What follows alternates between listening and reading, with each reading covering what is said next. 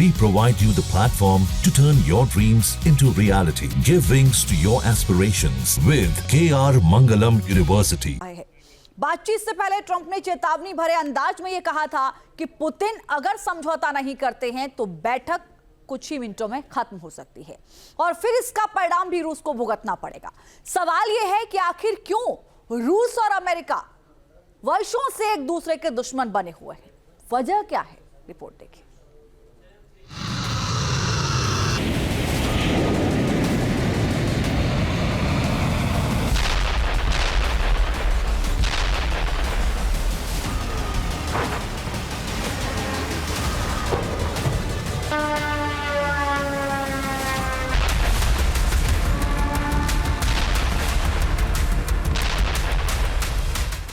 कभी अमेरिका का धमकी वाला अंदाज,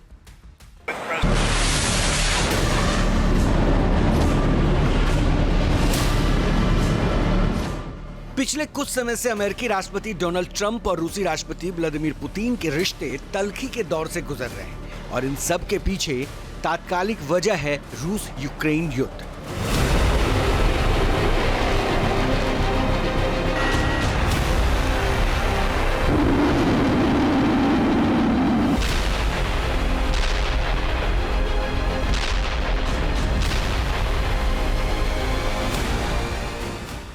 अलास्का की बातचीत से पहले भी यूक्रेन और रूस के बीच खूनी जंग की तस्वीरें देखने को मिली। इधर पुतिन और ट्रंप बातचीत की तैयारी में जुटे थे, उधर ज़ेलेंस्की की सेना ने रूस की तेल रिफाइनरी पर हमला कर दिया।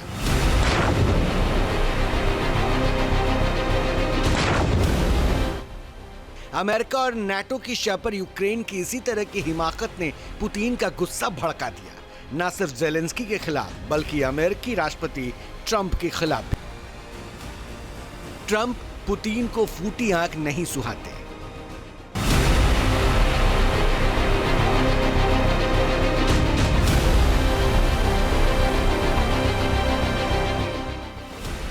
अमेरिका और रूस के बीच जो दुश्मनी है वो कोई नई बात नहीं है। दोनों देशों के बीच दशकों से पावर की जंग चल रही है। अमेरिका खुद को सुपर पावर बता रहा है तो रूस ने हमेशा उसके वर्चस्व को चुनौती दी है।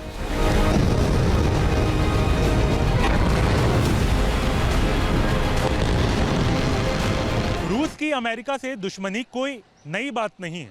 चाहे यूक्रेन युद्ध हो या फिर दूसरा विश्व युद्ध, दोनों के रिश्ते हमेशा से ही तनाव भरे रहे हैं। दूसरे विश्व युद्ध में सोवियत संघ और अमेरिका के बीच रिश्तों में लगातार तल्खियत बनी हुई थी और यही कारण था कि दोनों देश एक दूसरे के ऊपर हमलावर थे। दरअसल दूसरे विश्व युद्ध के बाद ही दुनिया दो खेमों में बंट गई थी। एक गुट का नेतृत्व तो अमेरिका के हाथों में था और दूसरे का रूस के हाथों में। तब अमेरिका ने ब्रिटेन के साथ हाथ मिला लिया था और यूरोप के कई देशों के साथ मिलकर नाटो का गठन किया था। दूसरी तरफ सोवियत संघ ने ईस्टर्न यूरोप के साथ वार्सा समझौता किया। इसी नाटो का साथ पाकर अमेरिका रूस को धमकाता रहा है। सिर्फ ट्रंप ही नहीं, उनसे पहले भी जिसने भी अमेरिका की सत्ता संभाली उसने रूस को टेढ़ी निगाहों से ही देखा।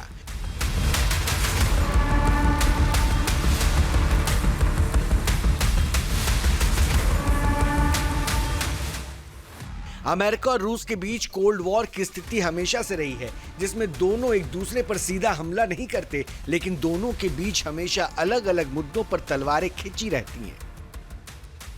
सोवियत संघ के टूटने के बाद बने रूस के रिश्ते अमेरिका के साथ और भी खराब हो गए। ऐसे में छोटे छोटे देशों की मदद करके दोनों देश एक दूसरे का नुकसान करते रहे हैं।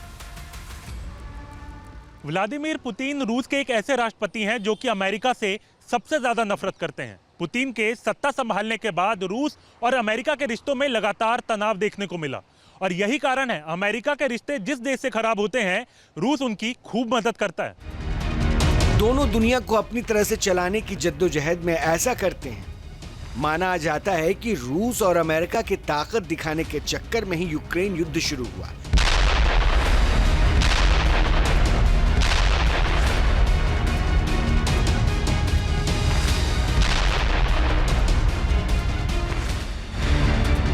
अमेरिका का यूक्रेन के साथ खड़ा रहना और नाटो में उसकी एंट्री का समर्थन करना रूस को नहीं भाया। और फिर जो विनाशक अंजाम हुआ वो दुनिया ने देखा।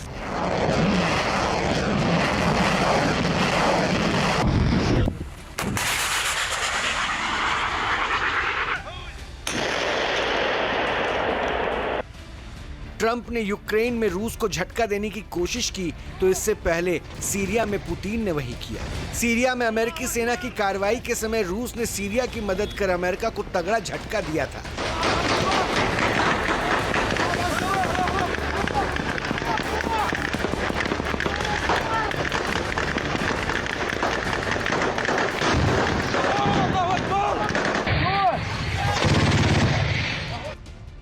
अफगानिस्तान भी उन देशों में शामिल है जो अमेरिका और रूस के बीच कोल्ड वॉर का सबसे बड़ा शिकार रहा।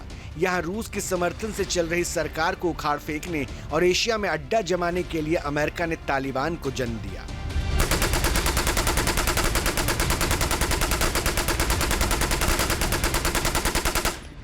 उन्नीस सौ 90 के दशक में अमेरिका रूस समर्थक सत्ता को उखाड़ फेंकने में कामयाब रहा। हालांकि यही तालिबान बाद में अमेरिका के लिए आफत साबित हुआ।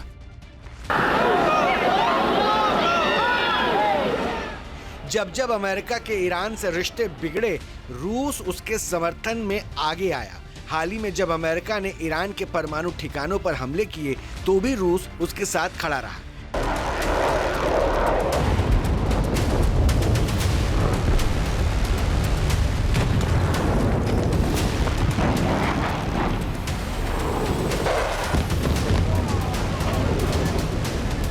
अब सवाल है कि आखिर पुतिन अमेरिका को अपना सबसे बड़ा दुश्मन क्यों मानते हैं? तो इसका जवाब है, अमेरिका की विस्तारवादी नीति पुतिन को नहीं भा रही। अमेरिका जिस नाटो में शामिल है उसके विस्तार के लिए रूस के पड़ोसी देशों का इस्तेमाल कर रहा है।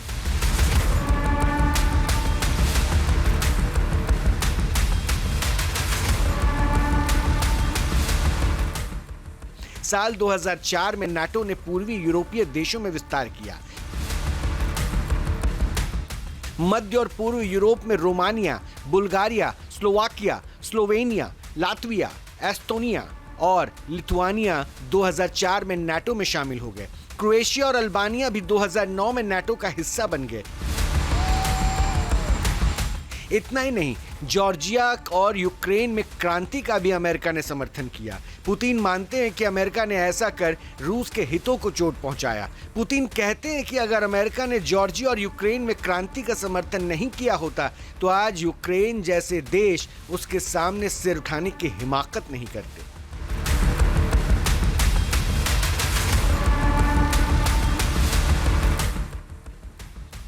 साफ है, द्वितीय विश्व युद्ध के समय से चले आ रही अमेरिका और रूस की लड़ाई सिर्फ और सिर्फ दुनिया में अपना वर्चस्व कायम करने की है, दुनिया में अपना सिक्का जमाने की है।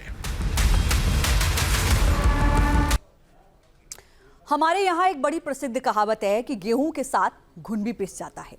ऐसा ही कुछ अमेरिका और रूस के बीच चल रहे कोल्ड वॉर की वजह से हो रहा है।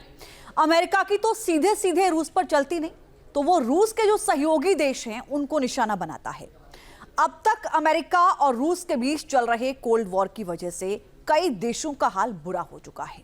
कौन कौन से वो देश हैं, जरा समझिए ग्राफिक के जरिए। रूस ने 2014 में हमला किया, क्रीमिया को यूक्रेन से अलग कर दिया था। दूसरे वर्ल्ड वॉर की अगर आप बात करें, उसकी समाप्ति के बाद रूस और अमेरिका की लड़ाई का पहला नतीजा कोरिया के विभाजन के रूप में सामने आया था। 1953 में कोरिया के दो हिस्से हुए, विभाजित हो गया। उत्तरी हिस्से के साथ यानी कि उत्तर कोरिया के साथ अभी भी रूस खड़ा हुआ है, जबकि दक्षिण कोरिया अमेरिका के पाले में है। 1968 में अगर आप देखें तो यहां चेकोस्लोवाकिया की जंग भी रूस और अमेरिका की दुश्मनी की नतीजा आप कह सकते हैं। दोनों देशों के बीच शीत युद्ध का ही नतीजा रहा कि यूगोस्लाविया, सर्बिया, क्रोएशिया ये ऐसे देश थे जिनका जन्म हुआ या जो स्वायत्त में आए।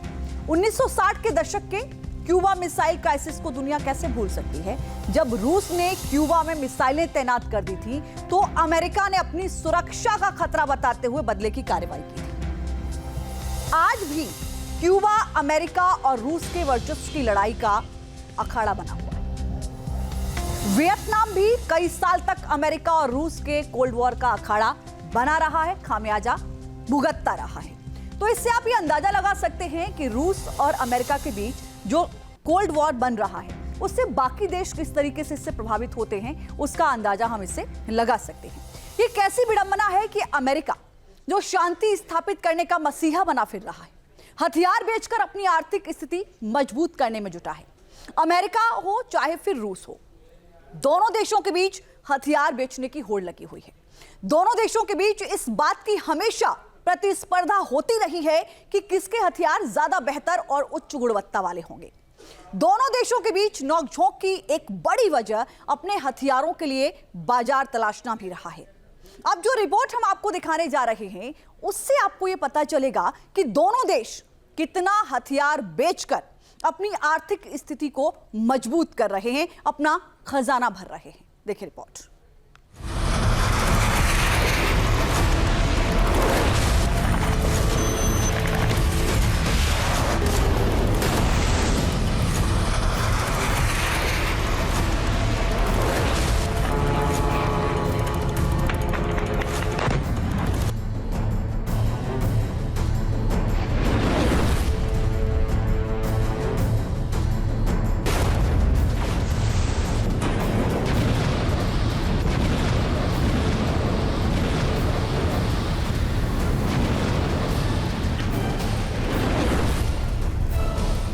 खुद को ज्यादा ताकतवर बनाने की होड़।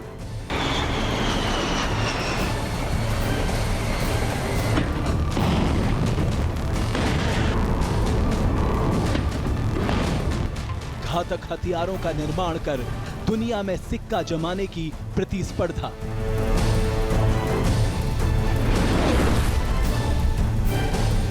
रूस और अमेरिका के बीच तनाव की वजह सिर्फ दूसरे विश्व युद्ध के बाद और शीत युद्ध के दौरान के हालात नहीं, आधुनिक समय में विनाशक हथियार बनाने और उसे बेचने की रेस भी दोनों के बीच कोल्ड वॉर जैसी स्थिति पैदा करने के कारण बने हैं।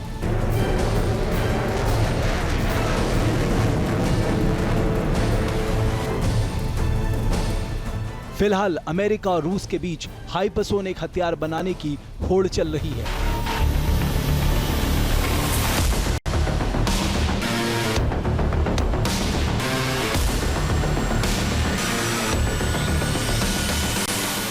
हाइपरसोनिक मिसाइल मतलब दुश्मन पर प्रहार का ऐसा हथियार जो मिनटों में तबाही मचा देता है।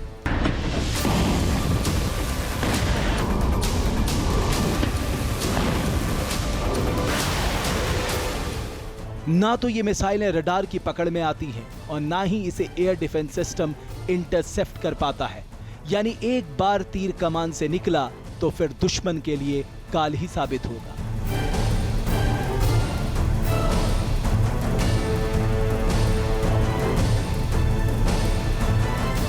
स्पीड, रेंज, मारक क्षमता, इन सब में हाइपरसोनिक हथियारों का कोई मुकाबला नहीं।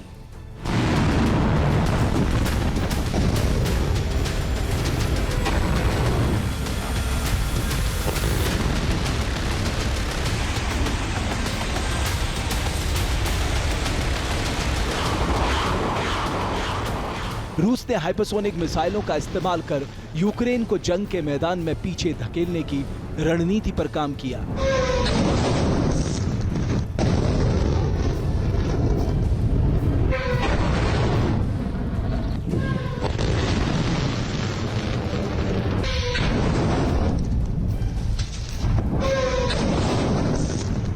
हालांकि सुपर पावर अमेरिका अब तक हाइपरसोनिक मिसाइल बनाने की रेस में पीछे है।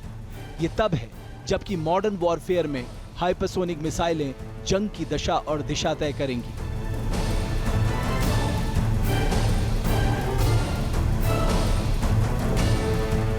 फिलहाल अमेरिका ब्लैक बियर्ड नाम से कम लागत वाली जमीन से लॉन्च की जाने वाली हाइपरसोनिक मिसाइल बनाने की योजना पर काम कर रहा है।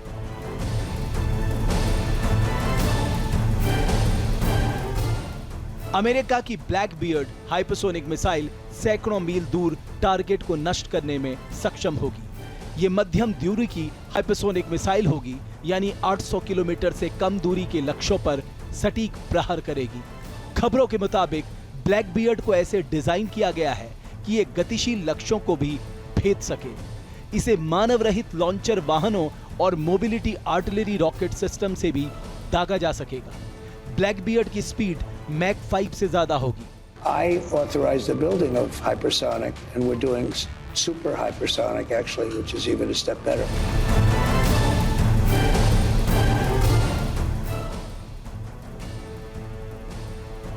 अमेरिका हाइपरसोनिक मिसाइल प्रोजेक्ट्स पर अरबों डॉलर का निवेश कर चुका है। इसके बावजूद वो हाइपरसोनिक हथियारों की दौड़ में पीछे रह गया है। अमेरिका और रूस में सालों से अघोषित युद्ध चल रहा है। ग्लोबल फायर पावर इंडेक्स 2024 की सूची के अनुसार अगर आप देखें तो दुनिया के सबसे शक्तिशाली देशों की सूची में अमेरिका पहले स्थान पर है और रूस का स्थान दूसरे स्थान पर काबिज है। लेकिन सवाल यह है कि अगर दोनों देश कभी जंग के मैदान में आमने सामने हुए तो क्या स्थिति बनेगी। इसके लिए इनके हथियारों की ताकत को जानना बहुत जरूरी है। सबसे पहले बात परमाणु हथियारों की करते हैं। अमेरिका के पास 5,428 परमाणु हथियार हैं। रूस के पास करीब 5,580 परमाणु हथियार हैं, यानी कि यह संख्या रूस के पास अमेरिका से ज्यादा है। अमेरिका के पास B-41 हाइड्रोजन बम है जो 25 मेगाटन की है। रूस के पास तिसार बम है जो हिरोशिमा में गिराए गए बम से 3300 गुना ज्यादा ताकतवर है। आधुनिक जंग में मिसाइलें भी जंग की रीढ़ साबित हो रही हैं। तो अमेरिका के पास मिनटमैन 3 मिसाइल है जिसकी रेंज 10,000 किलोमीटर है। वहीं रूस के पास RS-28 सरमत नाम का हाइपरसोनिक बैलिस्टिक मिसाइल है जो 18,000 किलोमीटर तक मार करने में सक्षम है। अमेरिका की सेंटिनल ICBM अंतरिक्ष में सैटेलाइट तक नष्ट कर सकती है। रूस की RS-24 यार्स मिसाइल की रेंज 12,000 किलोमीटर है। अमेरिकी वायुसेना के फाइटर जेट की संख्या 1,854 है। वहीं रूसी वायुसेना के फाइटर जेट की संख्या को आप देखें तो ये 809 हो जाती है, यानी कि ये रूस के पास जो है वो अमेरिका की संख्या से संख्या कम हो जाती है। तो ये दोनों की ताकत आपने देखी। इसीलिए ये कहा जाता है कि अगर ये दोनों एक साथ सामने युद्ध में आते हैं तो क्या परिस्थिति बनेगी। इन जखीरे के जरिए आप अंदाजा लगा सकते हैं। जहाँ भक्ति है हर शब्द में, कथाओं में छुपे हैं दिव्य रहस्य और ज्योतिष देता है जीवन को दिशा। धर्म से जुड़ी हर बातों को जानने के लिए हमारे चैनल स्तुति को सब्सक्राइब करें। चैनल पर जाने के लिए इस लिंक पर क्लिक करें।